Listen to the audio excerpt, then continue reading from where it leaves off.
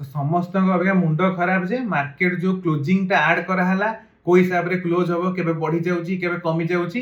तो जीरोधा गोटे नुआ डाटा पॉइंट ऐड कर देइचंती सेटा केवल अबिका जीरोधार वेब रे माने कंप्यूटर लैपटॉप रो ब्राउजर रे देखि हबो। ऐप रे सेटा अबिका आसीनी, ऐप अपडेट हला परे किछ दिन परे आसी जिवो। तीनटा डाटा पॉइंट्स कोन प्रथमे गोटे तो 3:15 रु स्टॉक रो व्यू ऐप टा ऐड कर देइचंती सेटा शो करिवो।